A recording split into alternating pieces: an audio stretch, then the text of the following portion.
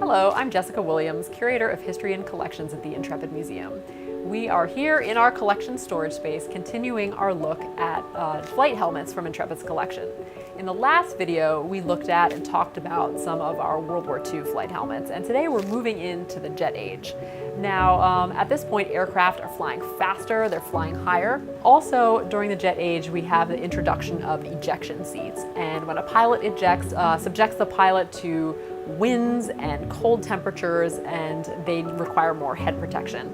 Also, these helmets, unlike the World War II helmets, are made out of harder materials to protect a pilot's head against impact. As you can see, this is a hard helmet.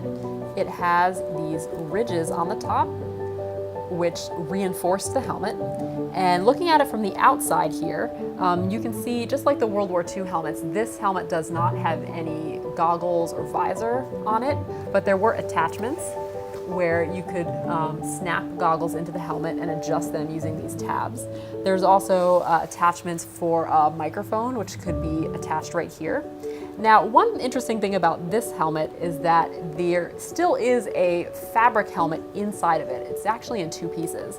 And so the headphones with this donut that went around the pilot's ear to help insulate from noise is here on the inside on the separate helmet, which is the separate fabric helmet, which then attaches to the rigid part on the outside.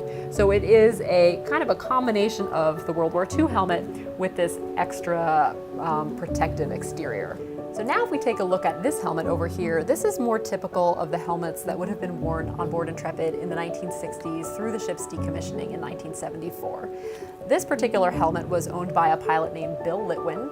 He earned his wings as a naval aviator in 1953, and he flew off Intrepid beginning in 1961 with Squadron VA-65. He flew the A-1 Skyraider off Intrepid, and he had hundreds of arrested landings on board the carrier.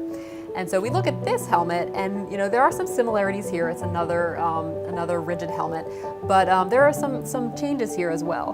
One thing to note about this one is it is now all one piece. So there is not a separate fabric lining inside here.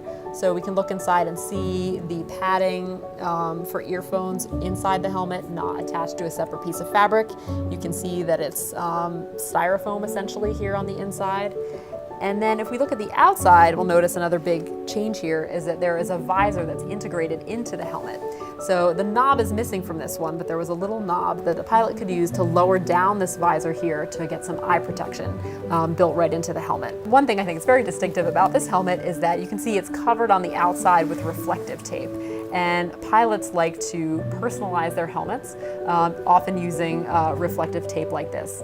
And that's something that we will talk a little bit more about in a future video.